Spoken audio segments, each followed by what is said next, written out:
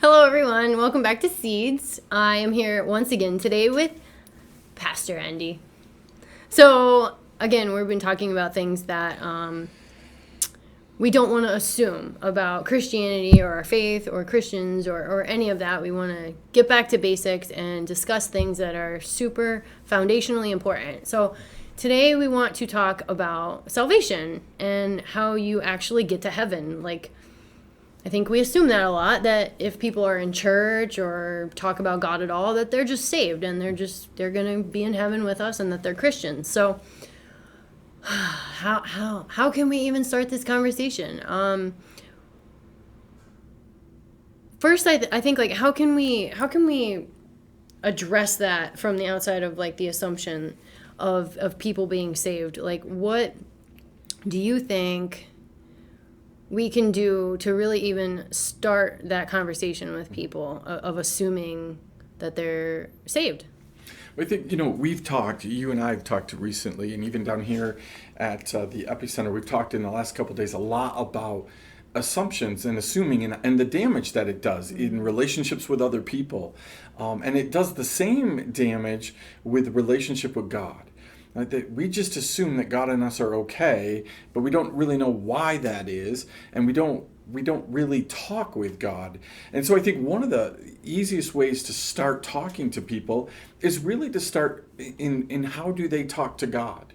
Like what is your relationship with God? How do you see God? And so one of the keys that I look for is verbiage, and that is specifically, do they talk about Jesus? Right. So a lot of people talk about God. A lot of people believe in God. Right. But sometimes that's a lowercase God, even if it's not that they're worshiping idols and all of that kind of stuff. Higher power God. Exactly. Right. And so we want to look at what are they talking about? Do they talk about their relationship with Jesus? Because one of the things that I know is that when you are in relationship with somebody, when you're fond of somebody, you're dating somebody, you just have a new friend, whatever it is, you tend to talk about that person a lot. You have an inner desire to get to know them. Right. And so what happens is, without you even knowing it, your conversations with other people are constantly bringing that person up because you're building a relationship with them.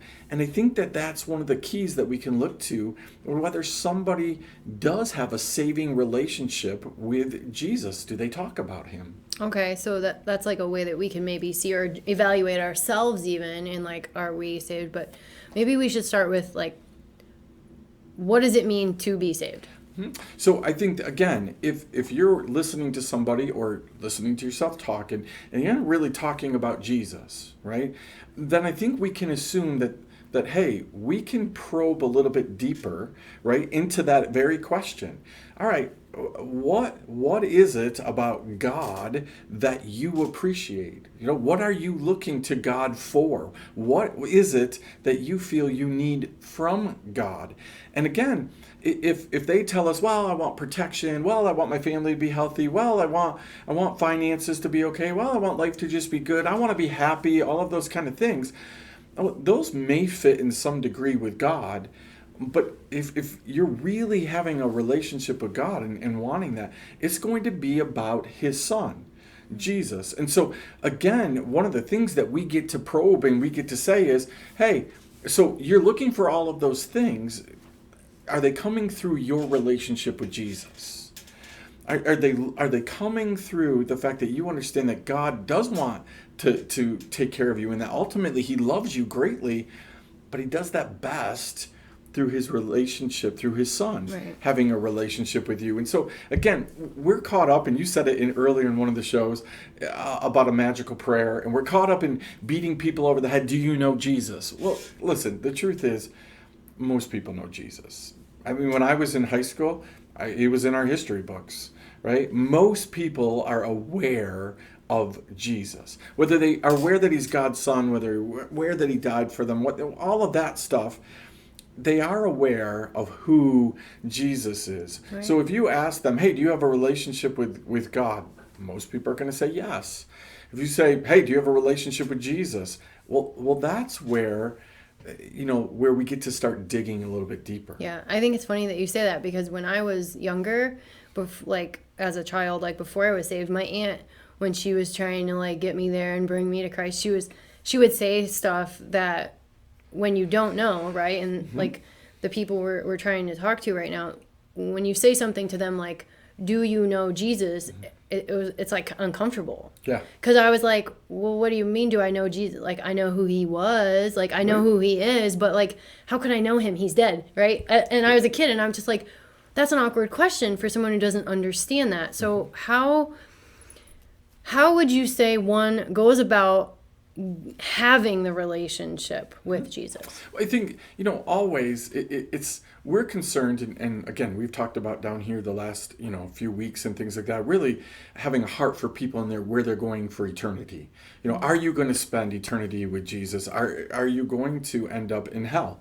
And this is two very different places, and it's a very much a reality. And so we get concerned about that. And that's our overriding goal. Like, you just need to say this prayer. You need to say this magic prayer. You need to say this magic prayer. But the reality is, when Jesus, when he showed us what it was all about as he was walking on this planet, he met people's needs. And so one of the things for me that is way more important than you just saying a magical prayer is, are you realizing that Jesus is the answer to your needs? Are you realizing your needs? So when you look at relational problems, financial problems, social problems, when you look at spiritual problems, when you look at physical problems and all these things, emotional problems, are you recognizing that you have these problems? Are you willing to say to somebody, hey, I realize I don't have it all together. And then that's a perfect way to bring Jesus into it and say, like, Jesus is the answer for your problems. Yeah. Not a magic wand Jesus, where he's going to make your marriage perfect and your job perfect and your kids perfect and all of those things.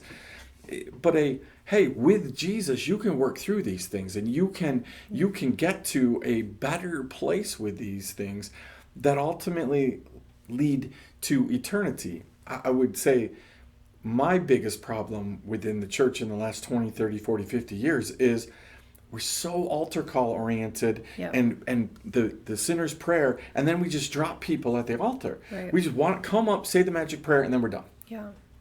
No, I completely agree with you. And I think like that's how a lot of people get hurt and get turned away from Christianity, because they've been told by someone to say the magical prayer, the sinner's prayer, and then that person doesn't disciple them, right, or even give them a Bible or lead them in a direction, because that person probably doesn't have the relationship they need to have. And we all just think like, oh, good, we get a crown for getting people saved. Whoopee, like, yay, check off that box. And I think that does more damage than good. It does. But I think all the parts of the sinner's prayer that you may have heard are true and important, and you need to believe them, and you need to repent and do all those things. But I think, guys, if you've been one of those people who has said that prayer, and then went about your life and nothing changed, and you're like, what happened? Like, what, didn't it work? I think the difference between just saying that prayer and truly being saved is making Jesus the Lord of your life. And that means he's number one in your life.